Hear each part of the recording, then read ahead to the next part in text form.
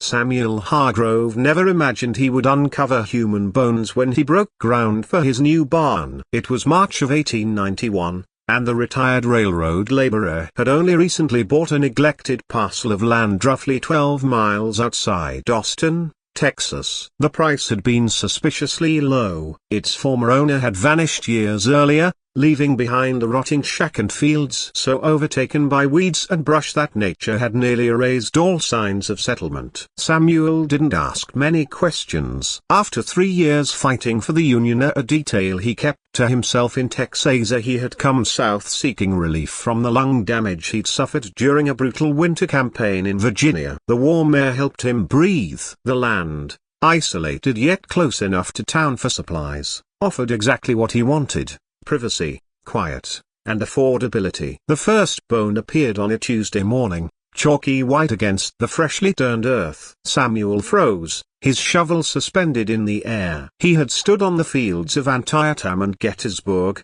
had spent years surrounded by death. He knew immediately what he was looking at. This was no animal, and it wasn't recent. The bone was old, weathered, stripped clean by time and earth. He should have stopped, should have marked the spot, and contacted authorities. But something made him continue carefully now, using his hands more than the shovel. Within an hour, he'd uncovered 3 more bones. By noon, he'd found evidence of at least 5 bodies, all buried together in what appeared to be a single shallow trench. Samuel worked through the afternoon with mounting dread. The bodies had been buried without coffins, without any apparent ceremony. They were piled atop one another, limbs tangled, skulls positioned at odd angles that spoke of hasty disposal rather than respectful interment. By the time the sun began to set, he'd identified 17 distinct skeletons. The bones told stories to someone who knew how to read them. Samuel had worked briefly as a gravedigger after the war, before the railroad hired him. He could recognize the compression in vertebrae that came from years of heavy labor. He could see the worn joint surfaces that indicated a lifetime of physical work. These were people who'd been worked hard, worked constantly, worked until their bodies degraded under the strain. And they were all wrong somehow. The burial was wrong. The positioning was wrong. But more than that, there was a consistency to the remains that troubled him. In mass graves from the war, bodies accumulated over time. You could see variations in decomposition in how they'd been placed, but these looked as though they'd all been buried at the exact same moment, as though 17 people had died simultaneously and been dumped into a trench together. The local sheriff arrived the following morning, accompanied by the county coroner, a humorless man named Drive Philip Reeves. They examined the bones with professional detachment, making notes, taking measurements. Samuel watched their faces carefully, looking for any sign of surprise or concern. He saw none. "Slave graves," Drive Reeves announced after an hour of examination. "Probably from before the war." Not uncommon to find unmarked burials on old plantation properties. Bodies were buried quickly without ceremony, especially during disease outbreaks. "Was there a plantation here?" Samuel asked. The sheriff, a man named Wilson, consulted a small notebook. Property was owned by the Garrett family before the war. Small operation, maybe 40 or 50 slaves. The family left Texas in 1867, sold the land for taxes. It's changed hands 4 times since then. 17 people is a lot to lose to disease, Samuel said carefully. Dr. Reeves shrugged. "Cholera could take that many in a week. Smallpox, typhoid, any number of illnesses." The record-keeping for slave deaths was minimal at best. Plantation owners rarely documented such losses unless they were filing insurance claims or estate inventories. "And if there are no records," Samuel pressed, "then we do what we can," the sheriff said. "We'll have the remains reinterred in the county cemetery. I'll make a note in the official log. Beyond that," he spread his hands in a gesture of finality, "these people have been dead for 30 years or more. There's no crime to investigate, no justice to pursue. We give them a decent burial and move on." Samuel wanted to argue, but recognized the futility. These were black bodies, enslaved bodies, and to men like Sheriff Wilson and Dr. Reeves, they were historical footnotes at best. The investigation, such as it was, ended before it truly began. The bones were collected in rough wooden boxes and buried in an unmarked section of the county cemetery designated for paupers and unknowns. Samuel attended the brief ceremony. He was the only mourner. A local minister said a few words about Christian charity and eternal rest, and that was the end of it. Samuel built his barn 20 feet west of where he'd found the graves. He tried not to think about what lay beneath his land, but some nights, when the wind moved through the cedar trees, he imagined he could hear whispers. 17 voices, calling out names he'd never know, telling stories he'd never hear. He told himself it was just the wind. He told himself it didn't matter. He was wrong about both.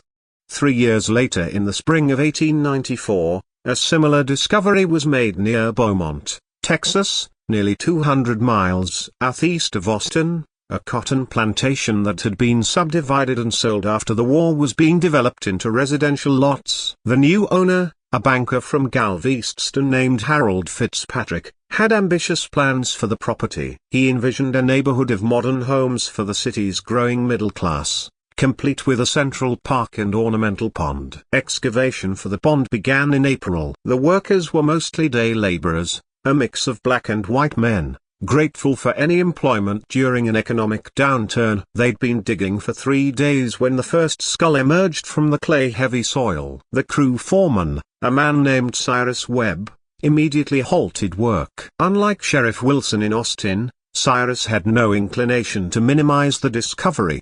He'd been born enslaved on a plantation in Louisiana, had survived the war and Reconstruction, and had a deep suspicion of any unmarked graves found on former plantation land. Could be murder, he told Harold Fitzpatrick when the banker arrived to inspect the site. Could be disease, could be a lot of things, but this ain't right, and we need to know what happened before we build houses on top of it. Fitzpatrick was less concerned with historical truth than with the delay to his development schedule. But he recognized the potential for scandal if he simply buried the bones and continued. A murder investigation could tie up the property for months, destroy his investment. Better to bring in an expert, get an official determination of natural death, and move forward with a clear conscience and legal protection. He contacted the medical college in Galveston, requesting someone who could examine the remains and provide a professional assessment. They sent Dr. Catherine Brennan. Catherine arrived in Beaumont on April 23, 1894,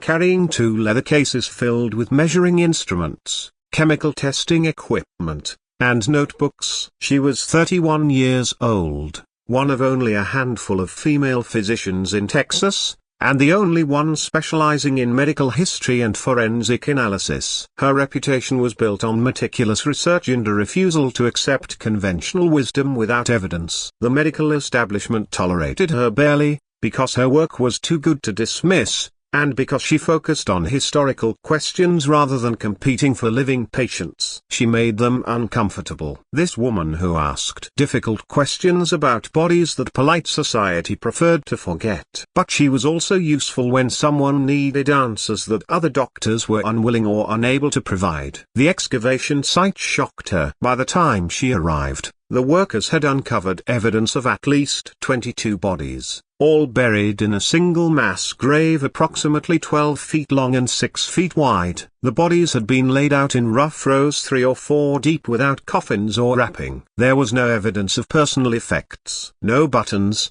no jewelry, no fabric remnants that might indicate clothing. Catherine spent 3 days at the site, working from dawn until dark. She documented the position of each skeleton, made detailed sketches, took measurements. She examined bones for signs of trauma, disease, malnutrition. She collected soil samples from various depths, noting changes in composition and color. The skeletons told a consistent story. These were people who'd lived hard lives. The bone modifications characteristic of heavy labor were evident in every adult skeleton. There were men, women, and children ranging in age from infants to the elderly. None showed signs of violent death. No bullet holes in skulls, no blade marks on ribs, No evidence of the trauma that would indicate murder or battlefield casualties. But there was something else. Something that made Catherine's careful scientific mind rebel against the evidence before her eyes. The teeth. Catherine had developed a technique for estimating post-mortem intervals based on dental wear patterns and mineral absorption. Teeth absorbed trace elements from groundwater over time,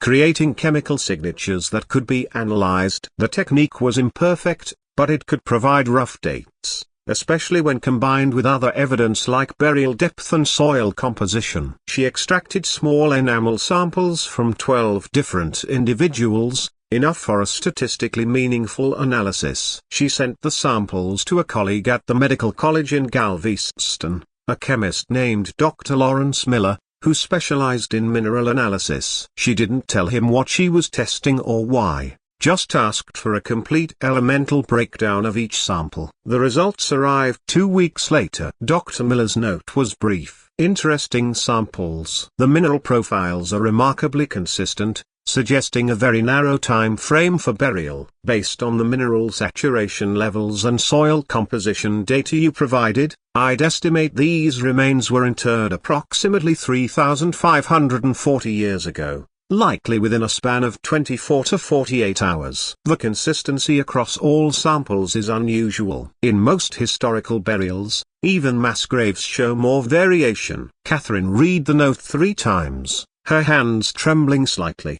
35 to 40 years ago would place the burials around 1854 to 1859, and the time frame 24 to 48 hours meant all 22 people had been buried at essentially the same time, not over weeks, not even over days really, within a period so brief that the earth itself couldn't distinguish between them. She needed more information. She needed to understand what kind of event could kill 22 people simultaneously on a plantation in southeast Texas during the 1850s. Disease was the obvious answer. Cholera, typhoid, yellow fever, all could kill quickly and ruthlessly. But even the most virulent epidemics took time to spread through a population. People didn't all die on the same day. There would be variations, patterns of spread. Some people who survived. This didn't look like disease. This looked like something sudden, something that had struck all at once and then disappeared. Catherine returned to Galveston and began her research in earnest. She needed plantation records from Beaumont for the relevant time period, death records, any documentation that might explain what had happened. What she found was silence. The plantation had been owned by a man named Edgar Sutton, who'd operated a successful cotton enterprise with approximately 60 enslaved workers. Sutton had died in 1866, and his estate had been liquidated to pay war debts. The property records existed, but there were no detailed ledgers, no journals, no personal papers. Either they'd been lost or they'd never been preserved. Catherine expanded her search to county death records. Texas had required the registration of deaths since 1853, though compliance was spotty, especially in rural areas and especially regarding enslaved populations. She found records for Jefferson County, which included Beaumont, but they were frustratingly incomplete. There were scattered entries for slave deaths on the Sutton plantation between 1855 and 1860. Field hand, male, fever, age unknown, or child, female, stillborn. The entries were vague, deliberately so. Plantation owners had little incentive to provide detailed death records for enslaved people. It raised questions about health conditions, working practices, and the value of their remaining human property. She found no entry corresponding to a mass death event. No record of 22 people dying within days of each other. Nothing that would explain the grave she'd excavated in Beaumont. Either the deaths had never been officially reported or the records had been deliberately destroyed. Catherine was leaning toward the latter. Catherine published a preliminary report of her findings in the Journal of Southern Medical History in October 1894. The article was technical, focused on her forensic methodology and the challenges of estimating burial dates from skeletal remains. She mentioned the Beaumont discovery, but framed it as one example among many of the historical documentation gaps that made researching slave mortality patterns so difficult. She didn't expect the article to generate much response. The journal had a small circulation, mostly medical professionals and academic researchers with specialized interests. So she was surprised when in December 1894, she received a letter from a man named Thomas Gaines in Houston. Thomas was a land surveyor who'd been working throughout eastern Texas for nearly 30 years mapping property boundaries for legal disputes, railroad development, and commercial transactions. His letter was 8 pages long, written in a cramped but legible hand. Dear Drive Brennan, I read your recent article with great interest, as it touches upon something I have observed repeatedly in my professional work, but never fully understood. I am writing to share my observations in hopes they may assist your research. Over the course of my career, I have encountered numerous unmarked burial sites on properties throughout eastern Texas. This is not unusual. The state's history includes many forgotten cemeteries, impromptu battle burials from the Texas Revolution and the Civil War, and informal family plots that were abandoned when properties changed hands. However, I have noted a pattern among a specific subset of these discoveries that has long troubled me. I have personally documented 17 separate sites where enslaved populations appear to have been buried in mass graves without markers or ceremony. The sites share several characteristics. 1. All are located on properties that operated as plantations between 1850 and 1852. All contain between 15-25 bodies buried without coffins. 3. All show evidence of hasty burial, shallow graves, irregular spacing, minimal excavation. All were deliberately concealed, located in marginal areas of properties, often in disputed territory between property lines or in areas marked as wasteland on period maps.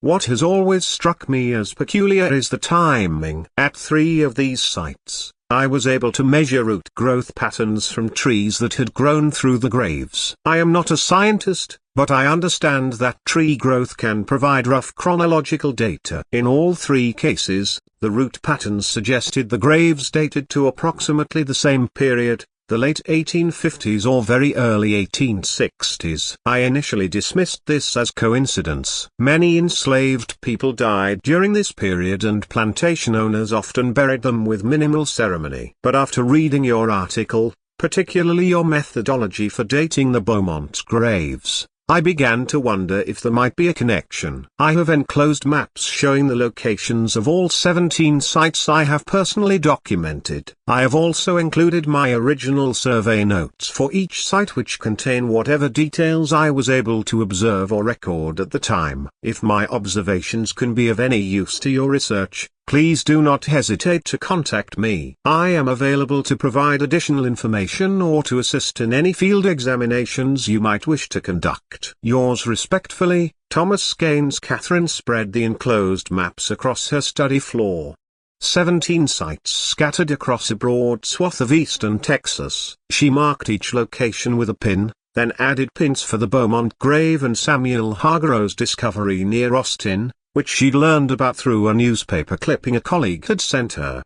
19 sites, approximately 350 to 400 bodies based on rough estimates. She stared at the map for a long time looking for patterns. The sites weren't randomly distributed. They clustered in certain regions, particularly in the northeast corner of the state. Some were separated by only 20 or 30 meters. Others were more isolated, scattered across central and southeast Texas. She needed more data. She needed to know if there were additional sites, and if so, whether they fit the same pattern. Catherine spent the next 2 months writing letters. She contacted land offices in every county across eastern Texas, requesting information about any discoveries of unmarked graves on former plantation properties. She wrote to county clerks asking about death records from the 1850s. She contacted historical societies hoping to find local historians who might have documented such discoveries. The responses came slowly. Many counties had no records. Fires,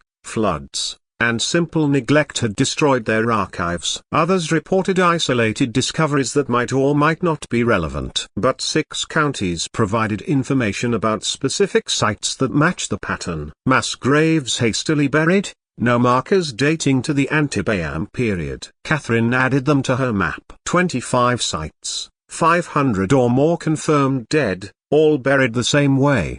All from approximately the same time period. She wrote to Thomas Gaines asking if he'd be willing to visit some of the newly identified sites with her to verify the pattern and take measurements. He agreed immediately, offering not only his surveying expertise, but also the use of his wagon and equipment. They began their fieldwork in March 1895, starting with the sites Thomas had originally documented. At each location, Catherine conducted the same careful examination she'd performed in Beaumont, documenting positions, examining bones, collecting soil samples, gathering whatever evidence remained after decades of exposure and disturbance. Thomas proved invaluable. His surveyor's precision complemented Catherine's scientific methodology. He could determine exact locations, measure depths and dimensions, identify property boundaries from old maps. Together, they built a comprehensive picture of each site. Not just the graves themselves, but their geographic and historical context. At a site near Tyler, they found something new. The property had been sold to a lumber company in 1889, and the company had kept meticulous records of their land survey. Among those records was a notation from the original survey team. Irregular depression noted in southeast quadrant approximately 40x12e, consistent with field excavation avoided in timber marking. The surveyors had noticed the grave. The ground had settled differently where it had been disturbed, but had simply noted it and moved on. Catherine and Thomas excavated a small test pit at the site. 6 feet down, they found bones. The lumber company granted permission for a full excavation, and over the next week they uncovered 21 skeletons, all buried in the same manner as the others. "This is systematic," Thomas said one evening as they sat by their campfire, reviewing the day's findings. "Someone coordinated this. Multiple plantation owners, all burying their dead the same way, all at the same time, all keeping it quiet. This wasn't random. This was planned." Catherine nodded slowly. "The question is why? What would cause multiple plantations to experience simultaneous mass casualties? And why would the owners conspire to hide it?" "Fear," Thomas suggested. "If word got out that dozens of slaves were dying on multiple plantations, there would be investigations, quarantines, maybe questions about conditions, about diseases spreading. It would hurt property values, might bring federal attention." "But what killed them?" Catherine asked. "I've examined hundreds of bones now. No signs of violence. No evidence of epidemic disease patterns. It's as if they all just stopped breathing." Thomas was quiet for a moment. Then he said, "There was a cholera outbreak in New Orleans in 1858. Yellow fever hit Galveston bad in 1859. Could something like that have spread inland?" "Possibly," Catherine admitted. "But disease doesn't work like this. Even the worst epidemics show variation. Some people get sick first, others later. Some survive. This looks simultaneous, and the geographic spread doesn't make sense. These sites are hundreds of miles apart in some cases. How would a disease jump from Tyler to Victoria to Austin?" "I've been carrying this story for 42 years, he told Catherine as they sat in his small parlor. "Figured it was time to let it go before I die." He was 8 years old on the night of December 1, 1859, living with his mother and grandmother in the slave quarters of the Willis plantation. His account matched the others Catherine had collected. The chemical smell, the respiratory distress, the sudden deaths in the night. But Nathaniel remembered something the other survivors hadn't mentioned or perhaps hadn't known. 2 days after the poison night, he said, Master Willis had visitors. I was working in the yard clearing brush, and I could hear them talking in the study. They didn't know I was there, or maybe they didn't care because I was just a child. They were arguing about money, about insurance claims and whether to report the deaths. One man, I think it was Mr. Holloway from the next county over, said they couldn't report the full numbers because questions would be asked. He said if inspectors came and found that multiple plantations had lost so many slaves on the same night, they'd investigate for disease or poisoning or negligence. Another man, I didn't recognize his voice, said they should blame it on cholera or some other fever. But Master Willis said that wouldn't work because there'd been no illness before the night, no spread afterward. It didn't match disease patterns. Finally, they agreed to stay quiet, bury the dead without markers, and spread word to other affected plantations to do the same. They would share survivors among their properties to distribute the labor loss, and they would tell anyone who asked that some slaves had died of winter fever, enough to explain why they were buying and selling to rebalance their workforce, but not enough to trigger investigation. Nathaniel paused, his hands trembling slightly. I never forgot that conversation, the casual way they discussed it. Like the dead were just numbers in a ledger, like the grieving families weren't even human. Did you ever learn what actually caused the deaths? Catherine asked gently. Not for certain, Nathaniel said. But I remember something else. About 3 months before the poison night, there had been a small earthquake. Nothing major, just enough to rattle dishes and scare the horses. And I remember going to the well the next day and noticing the water smelled different, sulfurous, like bad eggs. It cleared up after a week or so, but I remember thinking the earthquake had changed something underground. Catherine leaned forward. An earthquake in September 1859, somewhere around then. I was just 8, so I don't remember exact dates.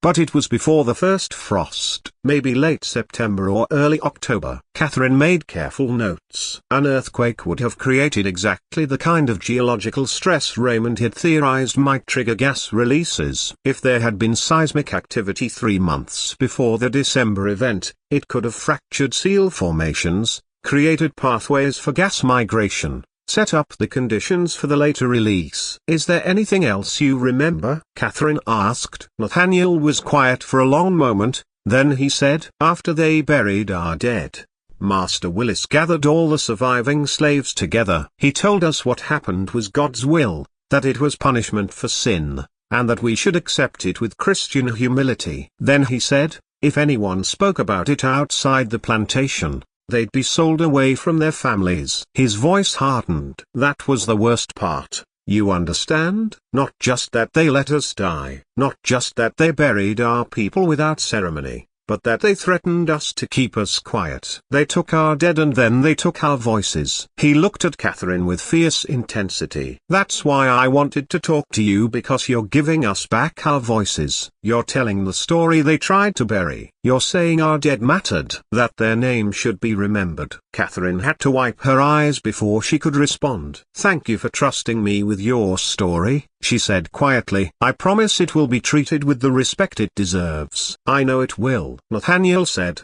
That's why I called you here. That's why I'm telling you this now before I die. Someone needs to know. Someone needs to remember. Catherine spent the rest of the day with Nathaniel recording his testimony in detail. He provided names of the people who died on the Willis plantation, 22 individuals, including his grandmother and 2 cousins. He described the burial site, which matched one of the locations Thomas Gaines had documented years earlier. Before she left, Nathaniel gave her a small wooden box. Inside were 7 smooth stones. After they buried our dead, he explained, I went to the grave at night and left stones. 1 for my grandmother, 1 for each of my cousins, 1 for my mother's best friend, 1 for the baby who died in my mother's arms. I kept these 7 stones to remember them by. I'd like you to have them. Put them somewhere they'll be honored. Catherine accepted the box with trembling hands. I'll make sure they're placed respectfully,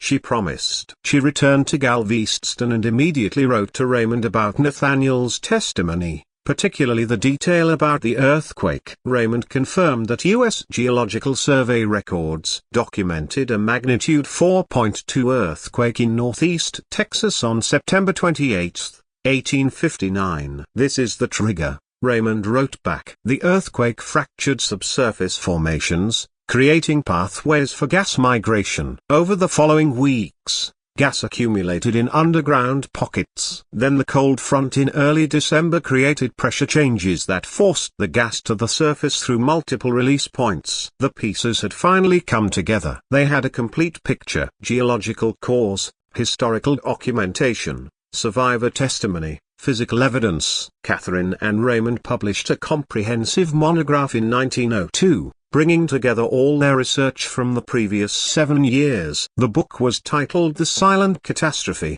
Toxic Gas Release and Mass Mortality in Eastern Texas, 1859. It included detailed geological analysis, maps of all confirmed burial sites, complete reproductions of survivor testimony, and a list of every name they'd been able to document. 412 individuals whose deaths had been confirmed through testimony or physical evidence. The book's dedication read, "To the hundreds of enslaved people who died in the poison night of December 1859, and to the survivors who fought to preserve their memory against deliberate erasure." On the dedication page, Catherine placed 7 small photographs of the stones Nathaniel Cooper had given her. She'd had them photographed and then placed in a memorial garden at a black church in Henderson, where they remained as a permanent marker of the forgotten dead. Catherine Brennan died in 1927 at the age of 64. By then, her research had helped identify 73 burial sites across eastern Texas, documenting the deaths of more than 600 enslaved people in the December 1859 gas release event. Her work had also inspired a new generation of researchers to examine forgotten histories, to seek out the voices that had been deliberately silenced, to treat enslaved people as human beings worthy of historical documentation rather than as property to be noted in ledgers and forgotten. Raymond Foster continued their research until his death in 1932. He published several papers on natural gas hazards in Texas and advocated for better geological monitoring of populated areas near known fault zones. His work contributed to safety regulations that likely prevented future casualties from similar events. The burial sites Catherine and Raymond documented are still being discovered today. Every few years, someone excavating for construction in eastern Texas uncovers another cluster of bones, buried without markers, without ceremony, without official record. But now, when those discoveries are made, people know where to look for context. They consult Catherine's research. They check church records for survivor testimony. They contact descendant communities and historical societies. The bones are treated with dignity, given proper burial, honored as the human remains they are. And the names, those precious names that survivors fought so hard to preserve, are being remembered. Churches across eastern Texas have created memorials listing the known dead from December 1859. Historical markers have been placed at several burial sites acknowledging what happened and honoring those who died. The 7 St.